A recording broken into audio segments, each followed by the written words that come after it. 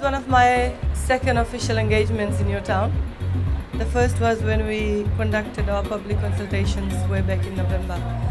And if I may say, thank you very much for the invitation to be part of your celebration, I would say. I think it's indeed a time for the people of Sigatoka to celebrate, as I'm sure through your home and living store, you'll be bringing services to the residents of Sigatoka, which was enjoyed in other towns as well. So on that note, congratulations once again. And of course, today is very special. As you've been told, today we are going to make one family, one mother very, very happy, as the promotions for the Mother's Draw would be done today, worth of $10,000 home and living furnishings, I believe. Before we move further with the program, I think what was mentioned regarding our portfolio is very important.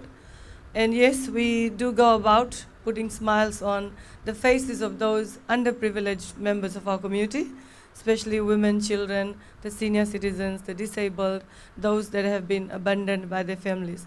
And when we use occasions such as this to make a call to all members of the community to ensure that we have strengthened families amongst us, so that we do not have people who are underprivileged. And as part of our social and corporate responsibility, I think it's very important that we as individuals and we as businesses, we do our share to those underprivileged in the society. As part of the work that the ministry does, our vision is to empower the disadvantaged and look after those that need our assistance. Of course, we have a variety of programs within our ministry, if I may add on, so that you can also go back to your communities and probably share the government's commitment towards the underprivileged. We have our social welfare program, we have the pension scheme, we have bus vouchers, we have food vouchers, we have care and protection allowance for our children and the elderly. Of course, we also operate a lot of residential homes where we keep those children who have been abandoned by families, those children who have been abused by families, those children who have been neglected by families. And also we look after the senior citizens. We have residential homes which are, if I can say, almost pegged to the brim. And applications still come in because some of our families, sadly to say they are not in a position to look after the senior members. And that is a very sad thing. So as we go around celebrating these successes, we also bring to light the reality of other social issues that we have. So that is part of the work that the ministry does. And I must thank the media for putting me in the papers and the TVs every day, but there's no publicity stunt. We actually go down and look after these people. And if I say within the last 7 years, my work experience as an educator, as a mother, has probably assisted me in reaching out to these people, and we can assure the public that we'll keep reaching out to them. The government of the day is committed to empowering lives, putting smiles on people's faces, and we are using a very compassionate approach. And if I also add, I will use today's opportunity to walk your streets to see if you have the problem of beggars here. So I hope you'll be with me if we can spend some time, because that's another approach we're taking. Yeah? We are trying to assist these people who depend on handouts and who get engaged in begging activities. And we try to assist them in a way that they move away from this to become more self-reliant. And one of the policies of the ministry is to promote self-reliance.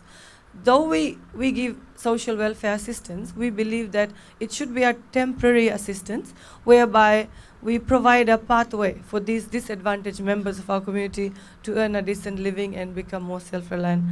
All in all there, so coming back to the celebration this morning, yes indeed, it is a time to celebrate. And when I walked in, the silence that met me was a bit scary, because wherever I go, I make sure people laugh and things like that. So I'm sure that part of it will come when we cut the ribbon, and of course when we do our draws. And if I may add, that the opening of this store in Sigatoka, of course, is another achievement for the company, a company's name that I've heard while growing up. And I have worked with your directors as well, Mr. Vinod Patel. I've worked under his management when I was at AD Patel.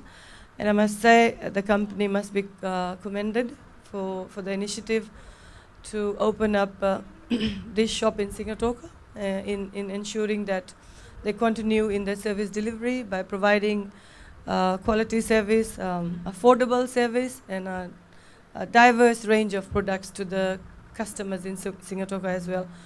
And of course, it shows that the confidence that local investors have in the economy.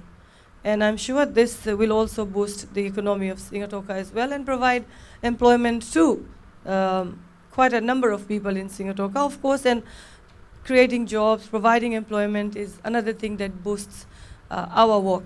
When individuals are able to secure jobs, it impacts their families, and we believe it impacts everybody as well. So all in all, Sanjeev, thank you very much once again. And well, if I don't know, how do I officially say? It's my pleasure to officially open your home and living store in Sigatoka on this very beautiful, beautiful morning. And this opportunity has given me a chance to come back to the West. Well done, congratulations. And it's always a pleasure coming to the West, especially Ba. But Sigatoka is also part of home for us. And yes, thank you very much. And I'm excited to cut the ribbon and excited to draw the winner for the $10,000 finishing and put a smile on one mother's face today. So with these words, thank you once again.